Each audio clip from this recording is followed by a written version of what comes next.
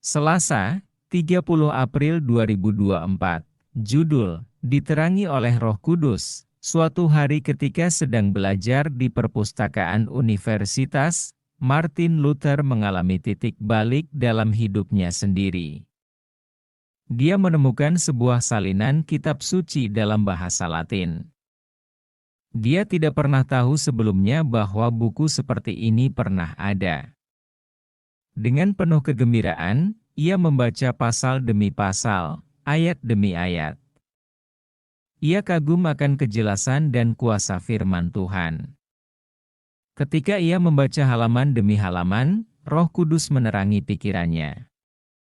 Ia merasakan bimbingan Roh Kudus ketika kebenaran-kebenaran yang dikaburkan oleh tradisi tampak melompat dari halaman-halaman kitab suci. Menggambarkan pengalaman pertamanya dengan kitab suci, ia menulis, "Seandainya Allah memberikan buku seperti itu kepada saya untuk diri saya sendiri, prinsip-prinsip apakah yang dapat kita ambil dari teks-teks berikut ini mengenai bagaimana kita harus menafsirkan kitab suci?" Yohanes 14 ayat 25 dan 26, Yohanes 16 ayat 13 dan 15.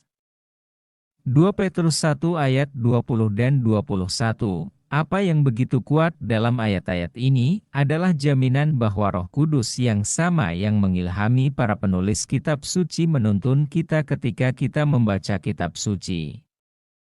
Dia adalah penafsir ilahi dari kebenaran ilahi. Sayangnya, banyak orang yang mengaku Kristen saat ini meremehkan unsur supernatural dalam kitab suci dan membesar-besarkan unsur manusiawi. Karena iblis tidak dapat lagi menyembunyikan kitab suci dari kita. Ia melakukan hal terbaik berikutnya, melucuti karakter supernaturalnya, menjadikannya sekadar literatur bagus yang berguna atau, lebih buruk lagi, alat penindas agama untuk mengendalikan massa. Para pembaru melihat dengan jelas bahwa Roh Kudus, bukan para imam, uskup, dan paus, adalah penafsir kitab suci yang sempurna. Ada sebuah percakapan yang menarik yang tercatat antara John Knox, seorang pembaru Skotlandia, dan Mary, Ratu Skotlandia. Ratu Mary berkata, "Engkau menafsirkan kitab suci itu dalam satu cara, dan mereka guru-guru Katolik Roma menafsirkannya dengan cara yang lain. Siapakah yang saya harus percaya? Dan siapakah yang menjadi hakim?" Sri Ratu harus percaya kepada Allah, yang berbicara dengan jelas di dalam firman-Nya, jawab pembaru itu, dan lebih jauh daripada yang diajarkan oleh firman itu kepadamu, engkau tidak boleh mempercayai baik yang satu maupun yang lainnya.